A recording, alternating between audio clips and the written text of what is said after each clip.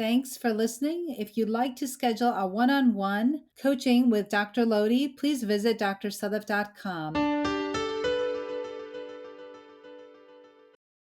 I am an American board certified OBGYN, a mom, a Muslim, and I'm talking about sex.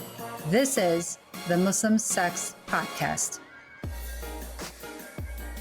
Welcome to the Muslim Sex Podcast. I'm your host, Dr. Sadaf Lodhi, and this episode is everything you need to know about nutrition as we age. So as women, we go through different stages in our lives. And, of course, definitely the most, I think the most interesting for me right now is actually perimenopause because that's where I'm at. And I am so happy and grateful to have on Dr. Basma Faris with me today. But before I get into it, the first thing I want to make very clear is that we are not giving any type of medical advice. So if you're having any medical issues, please see your healthcare provider. And we are definitely not giving any type of religious advice. So if you have any questions about your religion, please feel free to reach out to your friendly neighborhood religious leader. And this is the Muslim Sex Podcast because I just happen to be a Muslim woman who speaks about sex. So today we have Dr. Basma Faris. So Dr. Faris, if you could please introduce yourself to our listeners and viewers that may not know you, I'll give you the stage. Thank you. I am so happy to be here. I am a big fan. So I'm very excited. My name is Basma Faris, and I am a OBGYN, as you are, and certified culinary medicine specialist. So I started my career in healthcare actually as a registered dietitian, and I did practice as a dietitian for several years before deciding to go back to school. And I thought I would be something maybe a bit more directly related to nutrition, like an endocrinologist or a gastroenterologist. But as many of us do, I fell in love with taking care of women across the full spectrum. And so that's what I did. So I became an OBGYN, and I've been slowly just over the years honing my career to really incorporate my two areas of interest, or as I like to say, the two halves of my brain, combining women's health with nutrition. And so I'm really happy that you asked me to be here today to talk about nutrition as, across the lifespan as women, and specifically in the perimenopausal transition. Although, I want to say I'd probably rather talk about sex, but we can talk about food. So and there's a lot in common, right? There's really a lot when I was just thinking about how to prepare for this today, I was like, well, there really is a lot of in common. They're both essential for human survival, right? Without food and without sex, we will no longer exist as humans, and they both can give us a lot of pleasure. So there is a lot in common when we think about them both. And they both can be very sensual, right? Absolutely. 100%, using a lot of our different, senses, not just one. And sometimes they can be used together. Although as a gynecologist, I don't necessarily recommend combining food and sex, but, for different reasons. But yeah, certainly there's a lot of overlap there. Yeah, there is. So I am so excited. Really excited. Well, first of all, I love your Instagram and your, all of the recipes that you put out, and then the food that you showcase. It just all looks so scrumptious. But I am really excited to get into it. So maybe you could tell us, and I know you do focus on endometriosis and nutrition and things like that. So sure. Actually, yeah. And also PCOS, that's really an area that I like to spend a lot of my time, because I feel like people that, that have PCOS don't always get enough of the sort of the lifestyle and the nutrition information that they need from their doctors. But, pregnancy nutrition, preconception nutrition, and then as you are, like, really I have an interest in this time of our lives and how we can, be our healthiest selves as we are experiencing this transition and looking towards looking towards menopause. our futures, right? And Yes. so I think really a lot of it is because there's some just good general nutrition advice that applies to all humans, right? Women at all ages and stages, children, men. But certainly, are there some things that we need to be thinking about as we go through this time in our lives? And I think number one is a mind shift, right? I think Mm, a lot of when we're in our 20s and our 30s, a lot of our attention towards our food is around is around weight maintenance or weight loss. It's around a certain aesthetic maybe that we want to achieve, for better or for worse, right? Some of it may yeah. be internal and some of those may be external factors that influence that. And then also our fertility, right? So preparing for pregnancy and then nutrition in pregnancy and lactation. And so the focus is going to be a little bit different as we get to our late 40s and early 50s. And so I think number one is the mindset, right? I Yeah. think the Yeah. mindset should be around what is it going to what do I want this next stage of my life, and even thinking towards the end of life, which many people don't really want to think about. But Right. how are we playing the long game, so to speak, with our health so that we age well? And Absolutely. that's really important. Yeah. Um and and so and then looking at our own, what's our own life like, what's our own lifestyle like, and what are our risk factors, because everybody's risk factors are going to be different depending on their family history. So if you're somebody for which heart disease is a big player in your family, there's a lot of people with heart disease, that's going to really come more to the forefront in the postmenopausal years. And so Right. if you're somebody who doesn't have a lot of heart disease, but everybody has osteoporosis, that's something that's going to come more to the forefront for you in your postmenopausal years. And so on and so forth. Whether it's you have a lot of different cancers in your family tree, then how are you going to make these adjustments going forward? Yeah. But in general, and feel free to stop me because I could just keep talking and talking.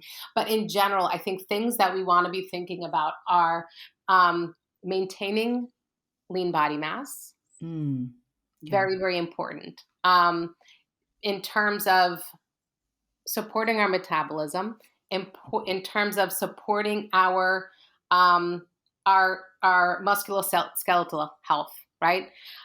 So in supporting our posture and our mobility and our strength as we age, super important. As soon So as you said posture, I stood up. yeah, Sat up. I don't have very good posture, so I'm always having to remind myself. But some Yeah. of that is through our strength. So, and your nutrition needs to support that. So, maintaining your muscle mass, because that's going to help to support your metabolism and also support your strength and your mobility as you age. And it's also going to just make you feel good and feel strong. But there have been studies that show people who experience in their older age low lean body mass actually have higher rates of morbidity and mortality from dementia, from falls. So many different things that can think about, that actually that you might not necessarily think about.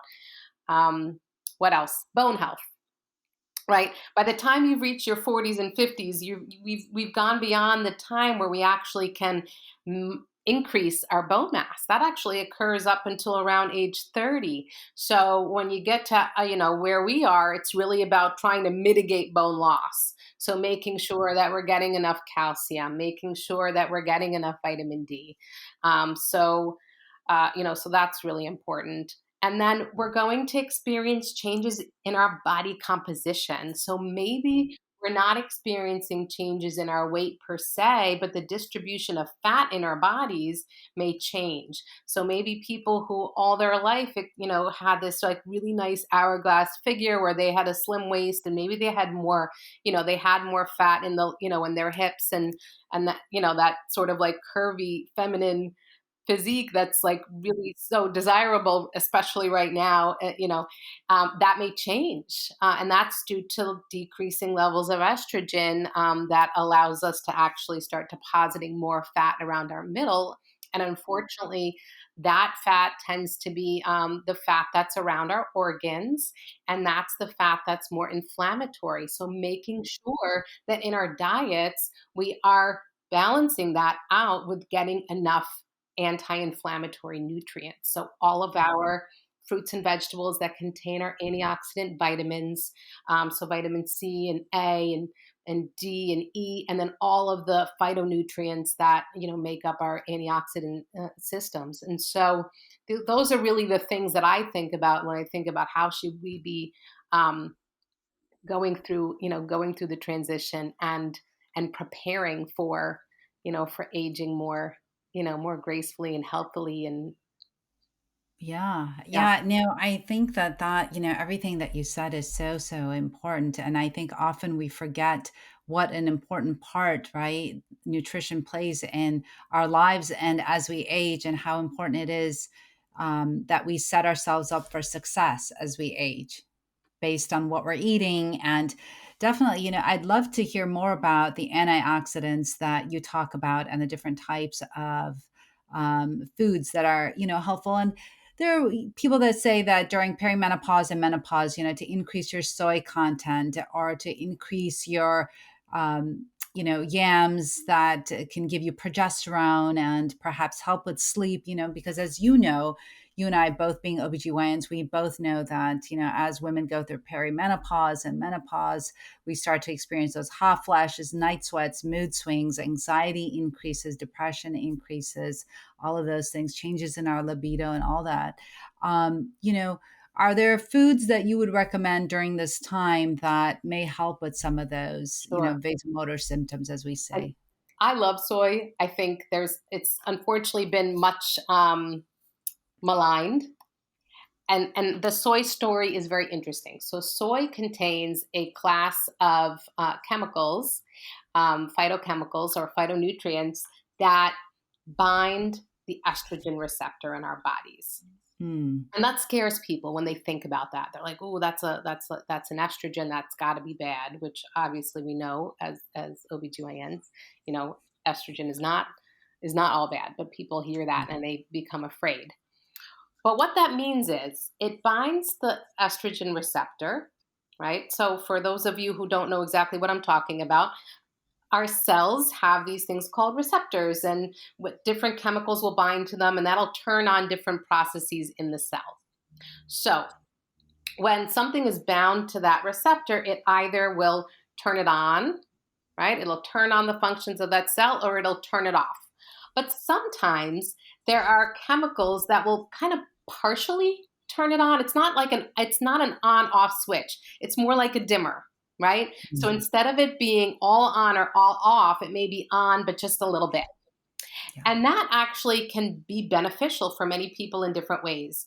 If you are somebody that has a lot of estrogen, and that can occur in different scenarios, different hormonal imbalances, and even sometimes in the perimenopausal transition, sometimes people will be in a high estrogen state and then, fluctuate between high and low. If you are eating these foods that are weakly binding to the estrogen receptor, it'll actually protect you from those excesses. Hmm. All right. On the flip side of that, if you are somebody who is in a low estrogen state, like really low to the point that you are having some debilitating symptoms like hot flashes and chills and night sweats, that little bit of estrogen binding, right? That little bit of that little like dim switch may actually give you some partial relief of your symptoms, because in that case, it's giving you a little bit more estrogen effect than you're having on your own. Sure. Now, in the literature, the studies have been really inconclusive. Some studies have shown that people have a lot of relief from consuming soy as a food, and others have shown really little effect. And it Hmm. turns out there are several different of these compounds in soy, and some have more activity or more binding to the receptor than others. Mm. And so that can account for some of the variation, right? Some soy preparations maybe have more of one compound than the other. Sure. Yeah. And also maybe our receptors are slightly different. So one person's it's like a lock and a key, right? So one person's receptor may bind to that. That's we'll call it a soy estrogen for, just for for simplicity, may bind to it better. But what's also very interesting is that some people actually have gut bacteria that Mm. convert these soy compounds, these soy estrogens, to a more potent form. And those people will actually get more relief from Oh, consuming soy. wow. And some people, those that are not converters, actually will have less relief. And that's really fascinating to Yeah. me. And So there is a interesting. company that has produced a supplement that has that more potent form, and that's available on the market. I think it was created in Japan, Mm. and so I think that's really cool. The soy story. It's found to be it's similar in a similar class. I guess you could characterize it for people who are familiar with the term selective estrogen receptor modulator, right? Like a drug like tamoxifen, these Yeah. compounds actually are essentially selective estrogen receptor modulators, which is really, so I think that's really cool. It's amazing. Yeah, I had no idea. So this is why it's so awesome to have you on. No, the yam, like that. So that brings the other question about Right. the progestins in Different. yams, and there are Yeah. certain classes of yams. Like yam as a term is like a very broad term, and it refers to different root vegetables. And so some of them, like purple yams, may have some progestogenic activity. So progestin is one of our other major female hormones, right? The other hormone that's produced in the ovary. And so some people will have some symptomatic relief, especially in terms of things like insomnia, because the progestins do help us to rest a bit more. And so people may find some relief with some of these topical yams. But again, the literature is kind of less robust. But it's never going to harm you to eat yams. They're healthy. They're a great source of antioxidants and fiber. So it's Oh, not like it's going to harm you to eat some yams. And if it gives you some relief, then that's great. well, that's so important to know. And you just hear all these myths, so you're not sure if it's is it true, is it not true? Should I be eating like 10 yams a week or should I not? But this is great. It's good to know. So I'd never heard about that, the gut bacteria that Yeah, helps to make, I'll send you the yeah, studies. Yeah, no, that's it's pretty awesome. cool. So tell me about the work that you've done on PCOS and nutrition. Sure. So that's something that I'm actively working on now. Earlier this year, I did a little mini course, a Yeah. 1 week course where I, had women, people with PCOS, participate through a series of both live and self study modules to help them to just eat better to address the underlying drivers of PCOS, which are insulin resistance and Mhm. inflammation. And so that was really, really rewarding. So I've decided to actually flesh that out and make that even um, a bigger thing. So I'm working on a Awesome. 28-day course, Wow. and then I'm going to start a telemedicine practice specifically for these folks. So I'm hoping Amazing. to be doing that in the new year. Um, just waiting on like the go ahead from the state. Really, I just need my EIN so that I can launch. So I'm really really excited about that. And that's going to be the model is going to be such where I'm going to have shared medical appointments. So for people out there who are not familiar, it's actually having your medical visit in a group. Hmm. There will be other people in the group with you who are experiencing the same thing, and that allows me to provide much more education. So in the brief office visits, how limited we are in time in terms of Yes. educating people. There's so many things that we need to accomplish in our short visits that that I always feel like I just there's more that I want to share, and there's more that I want to, that I want to educate. And this just allows a increased both length of visits and frequency of visits. Mhm. And I think it's really going to be really just a game changer. So I'm really excited about that. Well, that is exciting. I've actually never heard about shared medical visits. So I know they try to do something like that with centering pregnancy. And that still exists to this day. Yeah. Yes. So centering Yes. Yeah. pregnancy is where I first encountered shared medical appointments. And that was back actually when I was a dietitian. And that's really what gave me this idea. So when I was, before I went to medical school, so I would actually do some of those sessions with them, with the midwife in the clinic where I was working. And Mhm. the program is still around to this Yeah. day. And then in the same place where I was working, we did shared medical appointments with for people with diabetes. So this is like going back, 20 years. So it's making an older idea new again.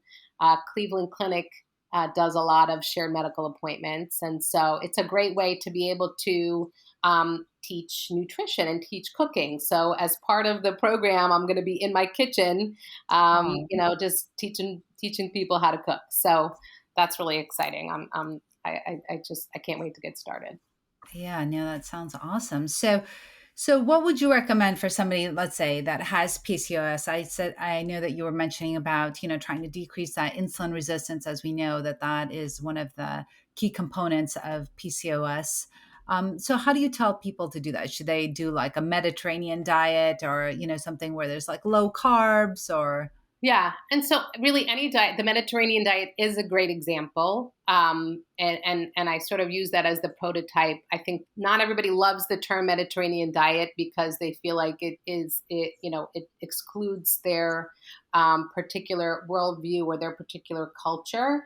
But the Mediterranean diet really, in today, how we use it refers to a pattern of eating that tends to be, it's not necessarily low carbohydrate, but it's low in refined carbohydrate. So the carbs that are in the Mediterranean diet are coming from whole grains, or they're coming from starchy vegetables or fruits.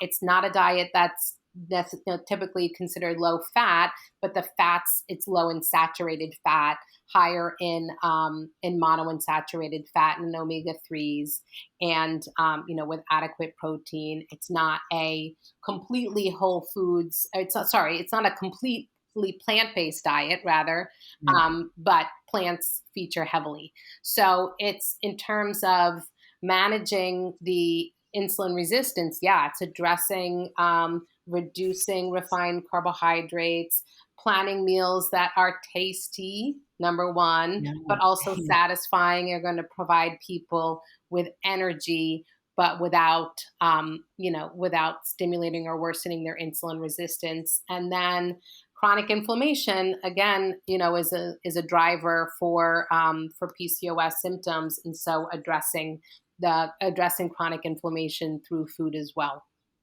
Mm.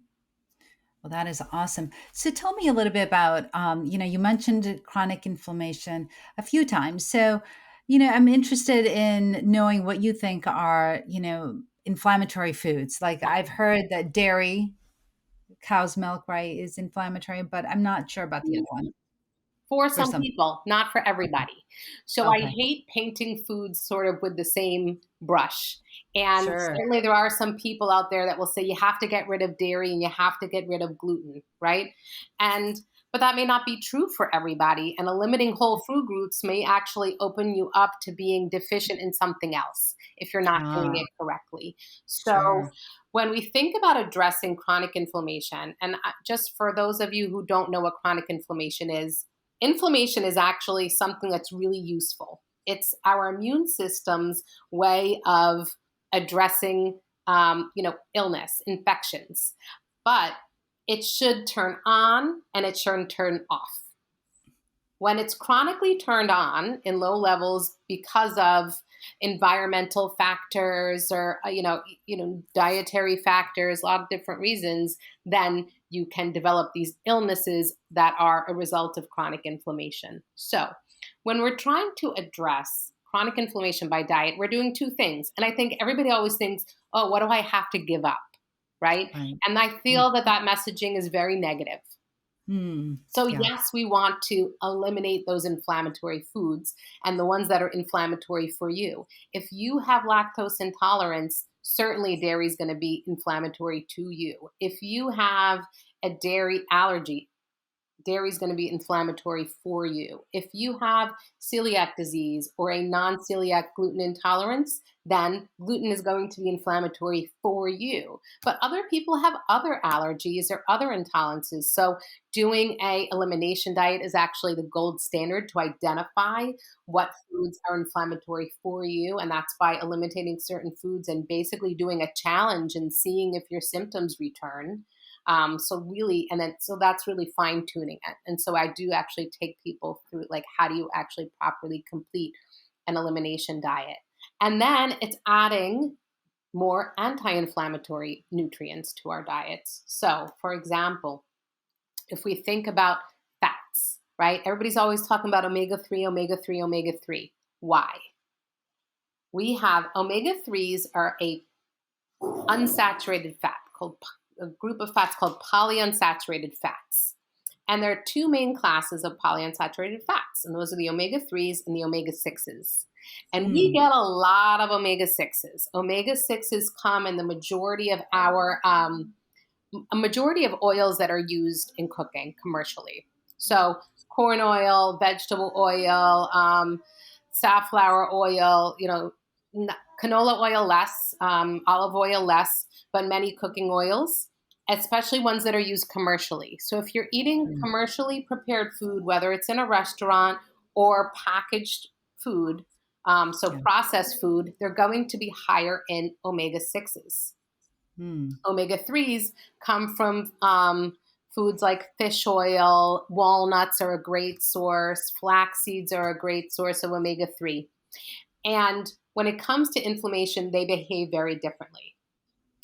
Omega 3 fats are the precursors to a class of chemicals that we have in our body called prostaglandins.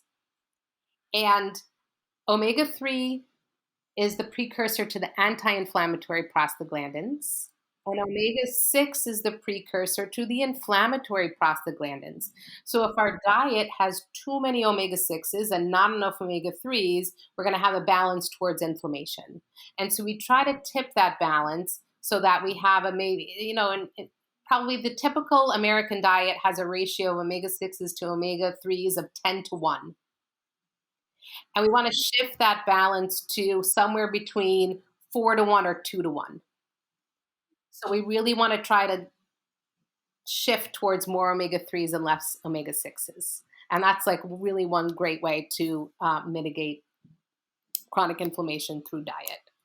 And then you have all of your anti inflammatory, both your antioxidant vitamins. So getting enough vitamin C, getting enough vitamin E, getting enough vitamin A, and then also vitamin D, which now we know. We used to think vitamin D really was only important for bone health, but we learned a lot, especially during the COVID, just during the pandemic, the influence or sort of the role that vitamin D has in inflammation and in our immune system. And then there's all the other phytochemicals that we get from richly pigmented fruits and vegetables, spices like turmeric, chili peppers that have capsaicin. These are all these anti-inflammatory chemicals that, if we introduce them into our diet, we can also sort of shift that balance. that is awesome. So much important information that you just let us know. I feel like going into my kitchen and and Good, seeing what I good. have and what I Yeah, I don't hope have, so. and replacing everything with anti-inflammatory substances. So that's great, and I love how you give us some concrete examples, right? So that we take our health into our own hands and we can change the narrative if we haven't been eating well or if we've been doing a lot of processed foods or whatever, giving us the Yeah. motivation to increase all of these anti-inflammatories in our diet to make sure that we live long but I live a think that's healthy the biggest, the life. ultra processed foods that are hyper palatable that these companies produce. They know they are, they have labs that they, test the food to figure out how to get us to just crave them more and eat them more and buy them more. It's really sort of this insidious thing. If you're eating just like, food that you can recognize, food that Yeah. you can pronounce, food that is not, that doesn't have, doesn't come in a shelf stable package, then, it doesn't matter what your sort of dietary religion is, as long as it's full of, of just good, real food. Yeah. And the more you can produce it at home, the better. I'm a foodie. I love eating out. But you can't do it all the time because you don't know exactly what's in it, right? Everybody Yeah. who's like, they're all they have a business to run too. So, Yeah. so, home cooking is really important. I feel like, um, and taste is really important. So figuring out how to make food that is both good for you, but also is tasty, because God gave us taste buds for a reason. I'm not entirely sure what that reason is, but we have them, and so we should enjoy. Um, and then other things, just going back to, we started talking, we sort of got on a tangent, but just in terms of thinking about perimenopause and menopause, just thinking about caffeine intake and being mindful of not having too much caffeine late in the day. And if you drink alcohol, to limit your alcohol consumption, because that can interfere with your sleep and exacerbate your hot flashes. But Yeah. yeah. Well, that is so, so good. I just, I feel like I could listen to you all day. Oh, thanks. I could talk all day. No, such important information, and you're right. We did stray a little bit on what the topic was, but it was all good Yeah. information, right? All very important information. What about women that are already in menopause? Anything that you think perhaps they should add to their diet? I know you mentioned anti-inflammatories, you mentioned omega 3s. I know you also mentioned changing that shift between, the omega 6 and the omega 3s, but anything else that maybe you could just say, Yeah. something. As we, our caloric needs change and they decrease with Yeah. time. But what doesn't change is our protein requirement. Hmm. So there's an absolute protein requirement, based on your weight and your muscle mass, that doesn't really, that as our caloric requirement decreases, and if their protein requirement stays the same, it actually becomes a little bit of a larger part of your diet. And I think when people are being really maybe restrictive about their calories, that can suffer sometimes. That, make sure that we're getting enough protein.